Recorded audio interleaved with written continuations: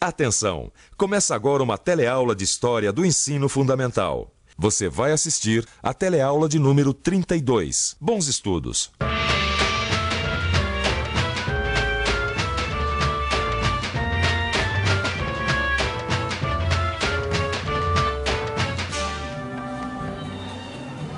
Dá licença!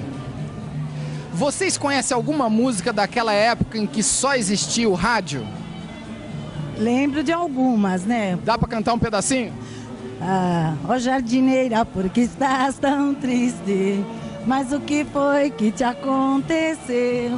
Lourinha, lourinha, dos lábios claros de cristal. Abre a janela, formosa mulher, e vem dizer adeus a quem te adora. Nós somos as cantoras do rádio, levamos a vida a cantar. À noite embalamos seus sonhos, de manhã vamos te acordar. De manhã nós vamos te acordar.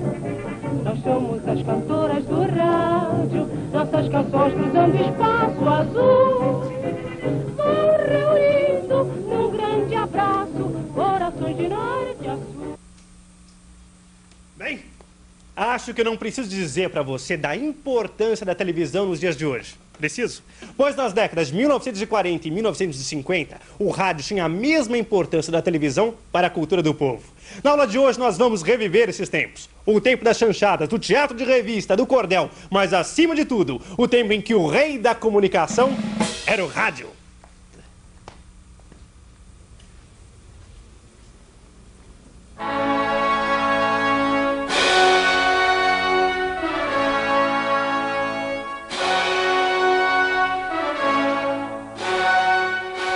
A melhor notícia do ano de 1945 foi o fim da Segunda Guerra Mundial, com a vitória dos países aliados, a Inglaterra, a França, os Estados Unidos e a União Soviética.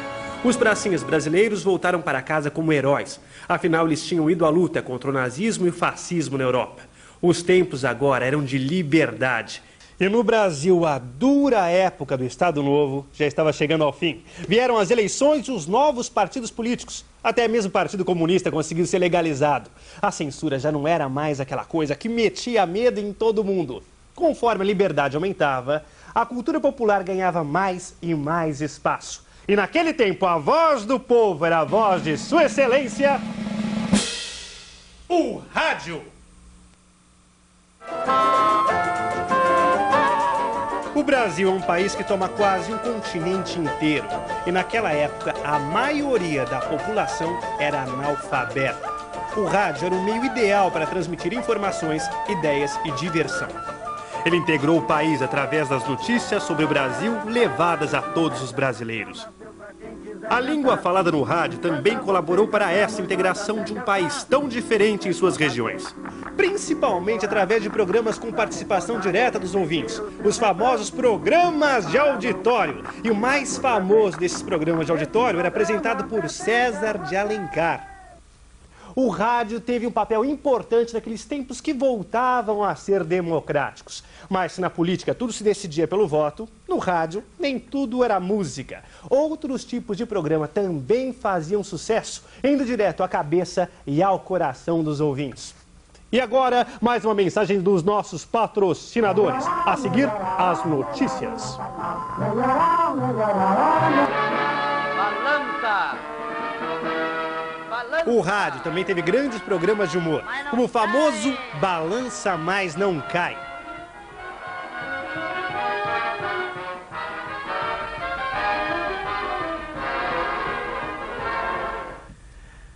Pois é, o rádio tinha de tudo. Notícia, música e até humor. Mas os programas que mais falavam ao coração do ouvinte eram mesmo as novelas. Tanto que em 1945, só a Rádio Nacional do Rio de Janeiro transmitia 14 novelas diariamente.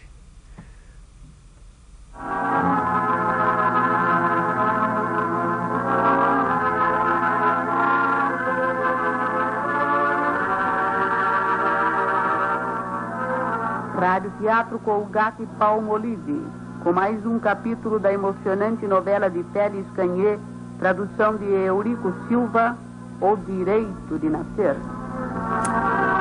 Ouvir rádio era uma verdadeira emoção naquela época.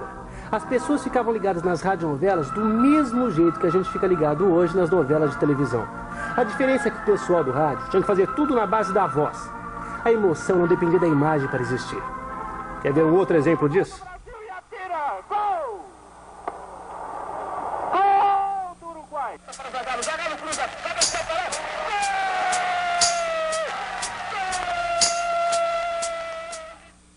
Pois é, nessa época, dentro de casa, o rádio era o rei.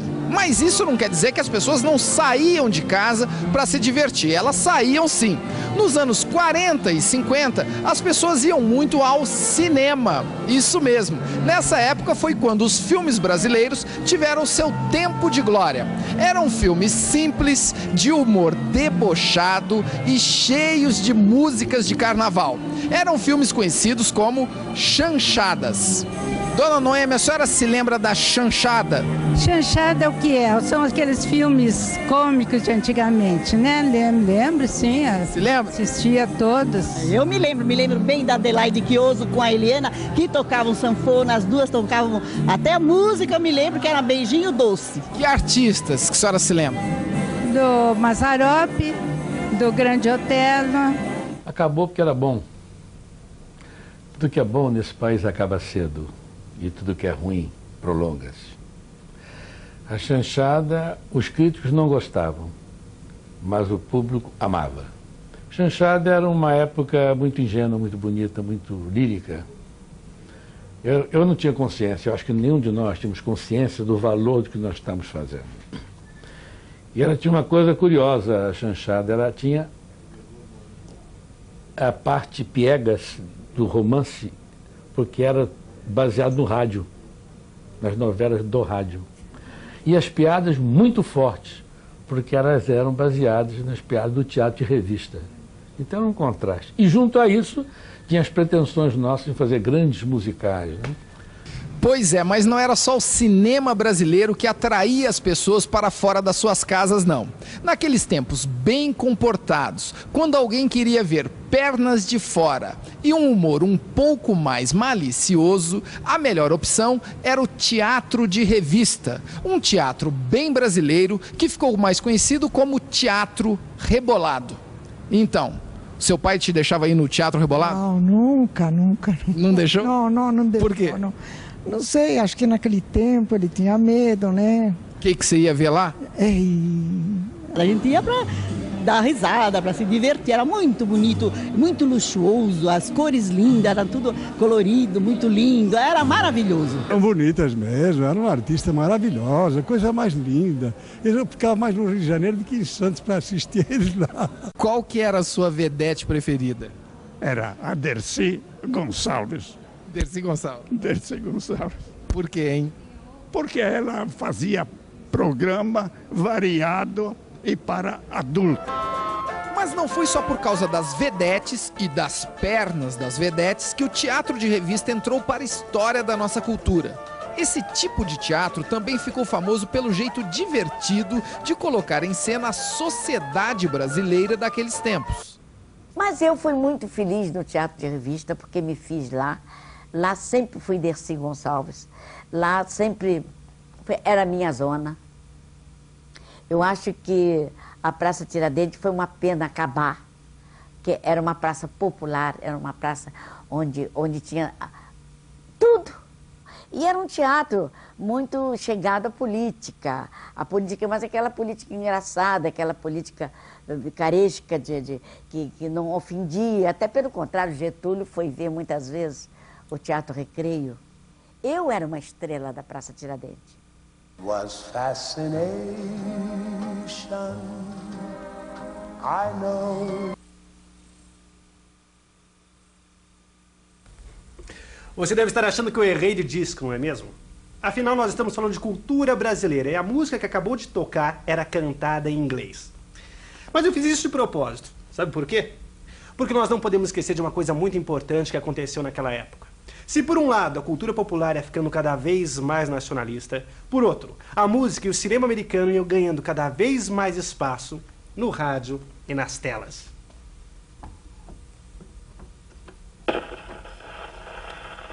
sonhos mais lindos. No início da aula você viu que os tempos eram de liberdade. A Segunda Guerra Mundial tinha acabado. Começava então uma disputa entre as novas potências, Estados Unidos e União Soviética. Essa disputa envolvia também o resto do mundo. O que estava em jogo eram as áreas de influência que os americanos e soviéticos precisavam conquistar. Os Estados Unidos investiram no panamericanismo, uma corrente de pensamento que defende a necessidade de união e colaboração dos países da América. Os Estados Unidos mobilizaram essa ideia com o objetivo de fortalecer sua dominação sobre os países da América Latina, buscando afastá-los da influência da União Soviética. O Brasil foi invadido por produtos importados, música e cinema. Começamos a viver o sonho americano, Hollywood, mocinhos e bandidos, juventude transviada, jazz, bebop, rock and roll. Os brasileiros incorporaram todas essas novidades na moda, no consumo e na linguagem. Traduziram, adaptaram, criticaram, debocharam. Pois é, nos anos 40 e 50 o Brasil viveu bons tempos de democracia. Os brasileiros tinham direito de escolha na política e no dia a dia. A cultura popular estava presente nas telas do cinema, nos palcos dos teatros e principalmente nas ondas do rádio. De manhã nós vamos te acordar. Nós somos as cantoras do rádio. Nossas canções cruzando espaço azul. Vão reunindo num grande abraço corações de norte a sul. E atenção, se liga aí que é hora da revisão. No fim da Segunda Guerra Mundial, houve um ressurgimento da democracia no Brasil. Eleições, afrouxamento da censura, participação popular. O rádio foi o principal veículo de comunicação dessas mudanças. Através dos programas de auditório, das novelas, dos programas humorísticos e de esporte, o rádio traduziu a expansão da cultura popular. O cinema nacional viveu seu momento de glória com as chanchadas. Os intelectuais torciam o nariz, mas o público lotava os cinemas. Outra grande diversão era o teatro de revista, que criticava os costumes e a política e mostrava mulheres bonitas com muito brilho e pouca roupa. Para a época, é claro. Ao lado de todo esse nacionalismo, havia a influência da cultura americana. Os Estados Unidos, na disputa com a antiga União Soviética pela liderança mundial, começava a usar a cultura como arma de conquista. Pois é, como vocês viram, esses tempos foram marcantes para muita gente. Você, com certeza, conhece gente que se lembra muito bem de tudo o que nós dissemos nessa teleaula de hoje. Pergunte, fale com seus parentes, peça para eles te mostrarem lembranças que eles têm guardadas dessa época. História também se aprende assim. Até a próxima!